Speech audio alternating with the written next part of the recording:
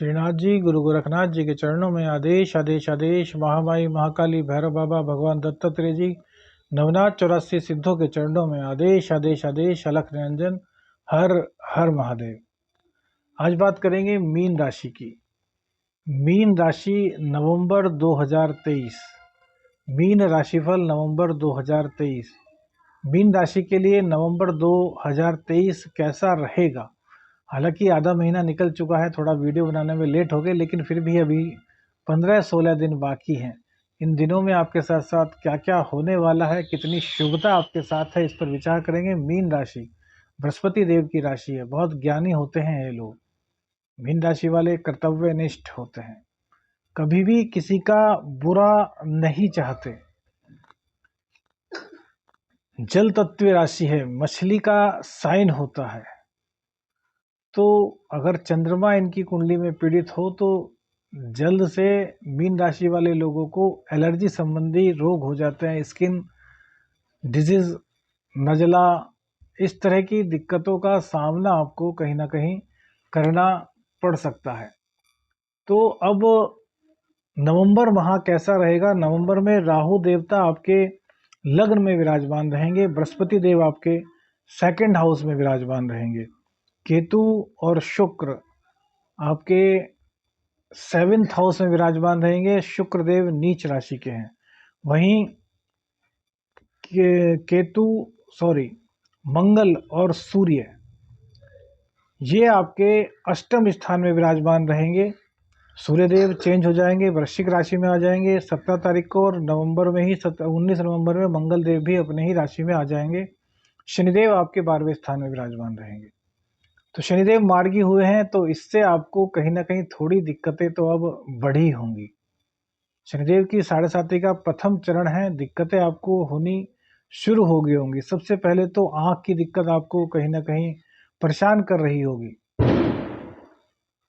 रोग, रिपु, ऋण, ये तीनों भी कहीं ना कहीं हावी होंगे, लेकिन आपका कुछ बिगाड़ नहीं पाएंगे, क्योंकि भैया शनिदेव 6ठ स्थान में इनकी जो दृष्टि होती है वो कारकत्व की दृष्टि होती है।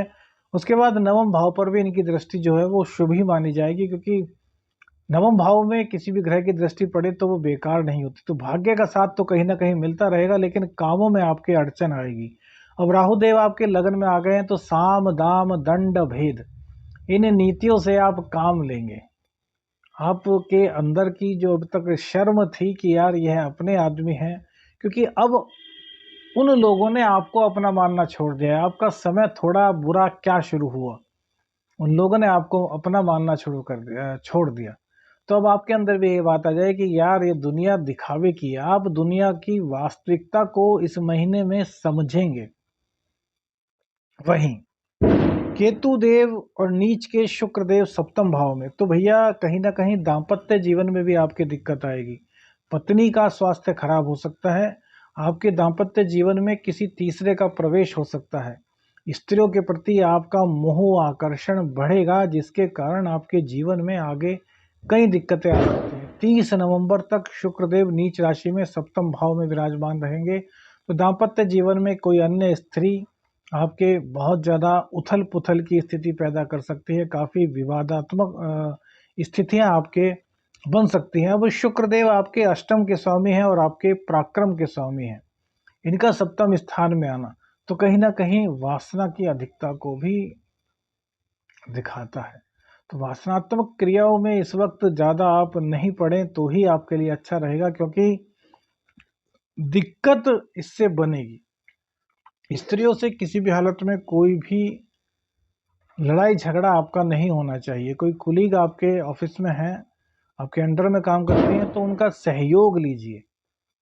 उनको किसी भी प्रकार से डांटने फटकारने की आपको ज़रूरत नहीं, क्योंकि इसमें आपका अपना ही कहीं ना कहीं नुकसान होने वाला है।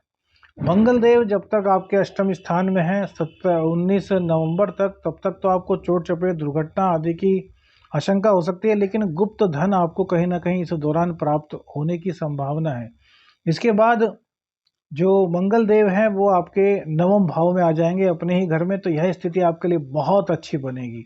यह आपके लिए धन दिलाएगी। 19 तारीख के बाद आपका भाग्य उदय होगा। आपको धन की तरफ से जितनी दिक्कतें थी वो सब समाप्त हो जाएंगी। धार्मिक गतिविधियों में आपका सहभागिता बढ़ेगी। आप धार्मिक गतिविधियों में पूर्ण रूप से प्रतिभाग करेंगे। आपके अंदर एक अलग ही उत्साह आएगा। धन आपका संचय भी होगा। धन के मामले की जो दिक्कत अब तक चल रही थी वो 45 दिन के लिए कम से कम समाप्त होगी। उसके बाद मंगल देव आगे भी 45 दिन का गोचर, और फिर उसके बाद 45 दिन का गोचर लगभग अब 100-150 दिन के आसपास का जो गोचर है वो आपके लिए धन प्रदायक स्थिति का रहेगा। हालांकि अलग अलग महीने में अलग अलग राशि आपको बताएंगे, लेकिन फिलहाल की जो 45 दिन की स्थिति 19 नवंबर के बाद रहेगी, यह आपके लिए बहुत ही सकारात्मक रहने वाली है। क्योंकि धन स्थान के स्वामी अपनी ही राशि में भाग्य स्थान में आएंगे तो मंगल देव आपके लिए बहुत अच्छे रहेंगे। तो यहाँ पर हनुमान जी की पूजा करना बिल्कुल मत छोड़िए। सुंदर कांड का पाठ मंगलवार और शनिवार में नियम से आपको करना है। इसको आप छोड़ेंगे तो भैया आपको दिक्कत है। इसको बिल्कुल मत छोड़िए। और हनुमान जी को मंगलवार शनिवार में अनार जरूर अर्पित कीजिए। और यदि आप पैसे से थोड़े समर्थवान हैं तो चोला चढ़ाइए और उसके बाद चांदी के वर्क, देखिए गिलट के वर्क मार्केट में आते हैं, उसको नहीं लगाना।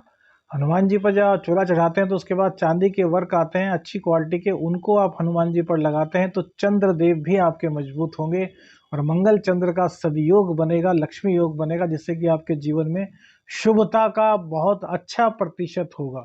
वहीं सूर्यदेव आपके षष्ठ के स्वामी हैं और वो आपके 17 तारीख को नवम भाव में आ जाएंगे। तो रोग रिपु ऋण सभी भाग्य की बदौलत आपके सब समाप्त हो जाएंगे। जितने कॉम्पिटिटर हैं वो आपके सामने घुटने टेक देंगे। हर तरीके से नवंबर का महीना 19 तारीख के बाद आपके लिए शुभ प्रदायक स्थिति पैदा कर रहा है।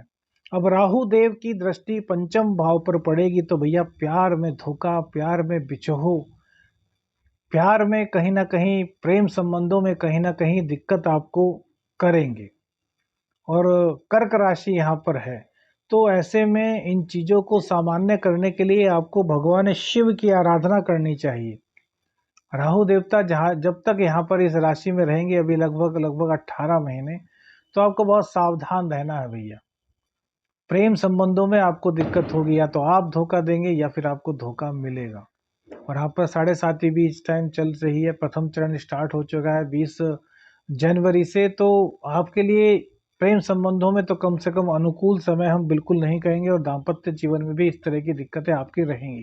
ये नवंबर की बात नहीं है, ये 18 महीने की बात बता रहे हैं। तो आपको अपने दाम्पत्य जीवन को बहुत सुदृढ़ करके चलना है। आपको किसी भी मोड़ पर फिसलना नहीं है, भटकना नहीं है।